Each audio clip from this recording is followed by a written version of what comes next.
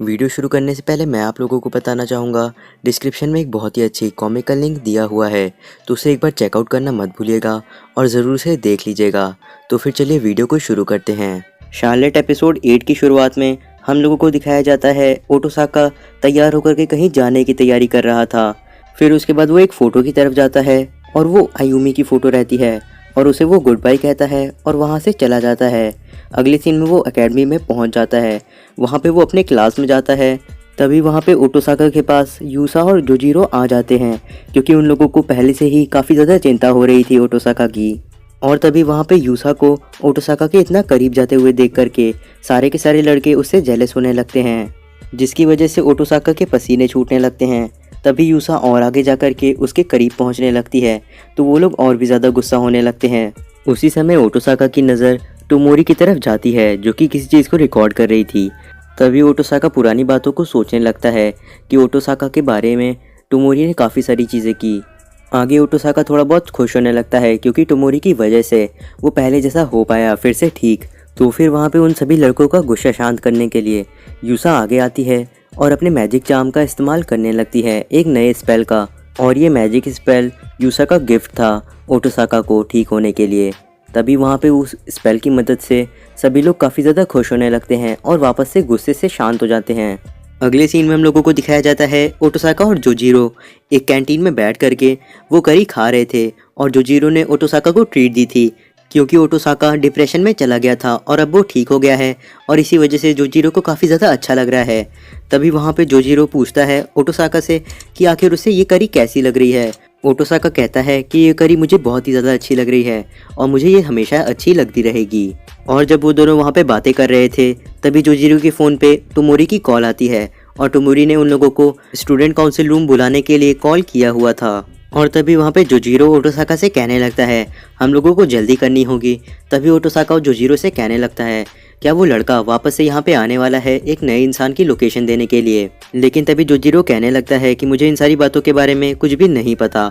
उसके बाद वो दोनों के दोनों काफ़ी तेज़ी से उस करी को खाने लगते हैं, ताकि वो लोग अपना खाना ख़त्म करके उस खाने को बर्बाद ना होने दें। उसके बाद कुछ ही समय में टोमोरियो के पास जोजीरो और ओटोसाका पहुँच जाते हैं, और वहाँ पे वो लोग देखते हैं टोमोरी एक डेस्क के ऊपर अपने पैरों को कर करके बैठी हुई थी, और वो उन दोनों से पूछती है आखिर तुम लोगों को इतना ज़्यादा लेट कैसे हो गया। तो फिर ओटोसाका और जोजीरो कहने लगते हैं हम लोग एक बहुत ही ज़्यादा ज़रूरी काम कर रहे थे, इसीलिए हम लोग यहाँ पे जल्दी नहीं आ पाए। उसके बाद वो सभी स्टूडेंट काउंसिल रूम के अंदर काफ़ी सारी चीज़ें करते हैं। तभी वहाँ पे ओटोसाका कहने लगता है वो लड़का जो कि सबकी लोकेशन बताता है वो अभी तक यहाँ पे क्यों नहीं आया। तभी ओटोसाका को टोमोरी कहने लगती है कि वो लड़का यहाँ पे नहीं आने वाला आज। मैंने आज तुम लोगों को यहाँ पे किसी और काम के बारे में बताने के लिए बुलाया है। उसके बाद टोमोरी 2 टिकट निकालती है जो कि जी एंड के एक नए कॉन्सर्ट के बारे में थे। उसके बाद यूसा, जोजीरो और ओटोसाका उन टिकट्स को उठाते हैं और पूछने लगते हैं आखिर इन टिकट्स का हम लोगों को क्या करना है। तभी टोमोरी उन लोगों को कहने लगती है तुम लोगों में से किसी एक को मेरे साथ चलना होगा जी एंड के म्यूजिक शो में। तभी वहाँ पे यूसा पूछने लगती है आखिर टोमोरी हम लोगों में से किसी एक को क्यों ले जाना चाह रही है। तो फिर जोजीरो कहने लगता है कि मेरे हिसाब से टोमोरी नहीं चाहती कि जी एंड की टिकट्स बर्बाद हों। तो फिर टोमोरी कहने लगती है हाँ तुम लोगों ने सही कहा, क्योंकि मेरे पास 2 टिकट्स हैं, इसलिए तुम लोगों में से किसी एक को मेरे साथ जाना होगा। ये कहने के बाद टोमोरी अपनी सीट के ऊपर बैठ जाती है, और उसके बाद यूसा से कहने लगती है अगर तुम्हारे गाने को 100 में से पॉइंट दिए जाएँ तो तुम्हें जितने मिलेंगे उतने तो मिलेंगे ही, लेकिन अगर जी एंड के गाने को पॉइंट्स दिए जाएंगे तो वो आसानी से मिलियन पार कर जाएंगे। टोमोरी की ये बात सुनते ही सभी को शौक लगता है, और सबसे बड़ा शौक यूसा को लग जाता है, क्योंकि टोमोरी आसानी से लोगों को नंबर इतने ज़्यादा नहीं दे देती है।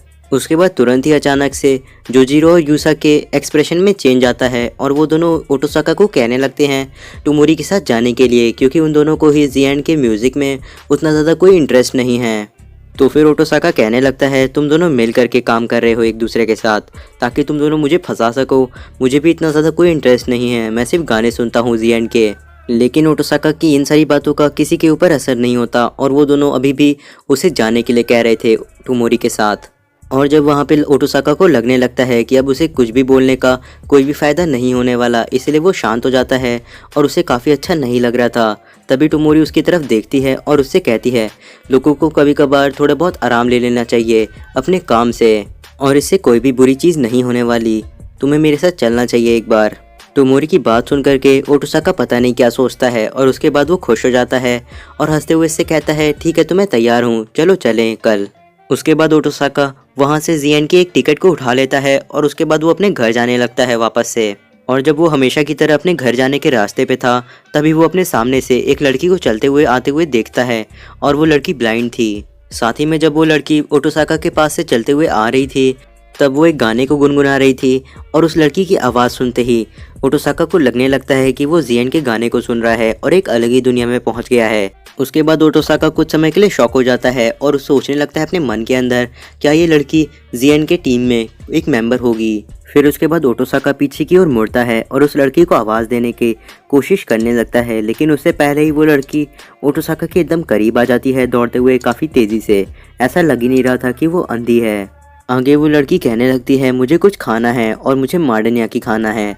ओटोसाका ये सारी बातें सुन करके थोड़ा बहुत डरने लगता है और उससे पसीने भी छूटने लगते हैं। उसके बाद उस लड़की से वो कहने लगता है ठीक है मैं तुम्हें ले चल रहा हूँ, पहले मेरे से थोड़ा सा दूर हट जाओ। उसके बाद वो दोनों एक जगह पे आ जाते हैं जहाँ पे वो लोग मार्डन याकी खरीद के खा सकते थे।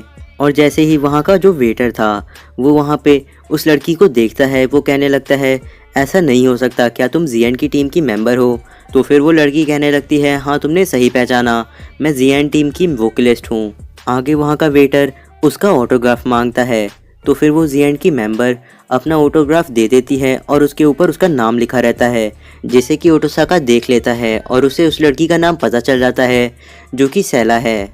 आगे ओटोसाका ये भी सोचता है कि ये लड़की बचपन से ही अंधी नहीं होगी, नहीं तो ये लिखना नहीं सीख पाती। देन उसके बाद अगले सीन में वो दोनों उस शॉप से बाहर जाने लगते हैं। तभी वहाँ पे सैला ओटोसाका से पूछने लगती है क्या अभी तुम्हारे इधर बीच तुम्हारे साथ कुछ बुरा हुआ है?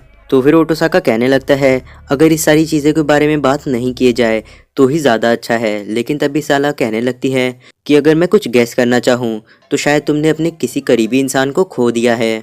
ये सुनने के बाद ओटोसाका सैला को काफ़ी सारी चीज़ें बताता है कि क्या क्या उसके साथ हुआ। ओटोसाका की बात सुनते ही सैला कहने लगती है मैं तुम्हारे लिए ज़्यादा कुछ तो नहीं कर सकती, लेकिन मैं तुम्हारी बहन के लिए थोड़े बहुत इंसेंस को जला सकती हूँ, मतलब कि प्रेयर कर सकती हूँ। सैला की बात सुनने के बाद ओटोसाका उसे आयुमी की फ़ोटो के पास ले आता है और वहाँ पे सैला उसके बारे में प्रेयर करने लगती है। तभी ओटोसाका ये भी सोचने लगता है कि शायद हम लोगों को सैला को टोमोरी से मिलवाना चाहिए या फिर उसके बड़े भाई से, क्या पता कोई करिश्मा हो जाए। और वो दोनों ही जियन के काफ़ी बड़े फ़ैन हैं।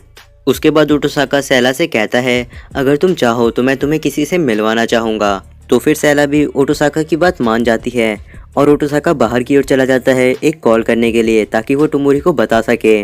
और जैसे ही वो टोमोरी को कॉल करके सारी चीज़ें बताता है कि वो अभी जियन के एक टीम मेंबर के साथ है और अगर वो चाहे तो उससे मिल सकती है। और फिर जैसे ही टोमोरी ओटोसाका से बात करती है तो फिर वो ओटोसाका से कहती है कि उसे जियन के किसी भी टीम मेंबर से नहीं मिलना, वो जियन के गानों की फ़ैन है ना कि उनके टीम मेंबर्स की। और उसके बाद टोमोरी फ़ोन कट कर देती है, लेकिन तभी ओटोसाका कहने लगता है भले ही तुम्हें नहीं मिलना लेकिन मैं फिर भी कोशिश करने वाला हूँ। फिर उसके बाद ओटोसाका सैला के पास जाता है और उससे कहता है हम लोगों को जिससे मिलना है वो अभी यहाँ पे नहीं है, वो थोड़ा दूर है।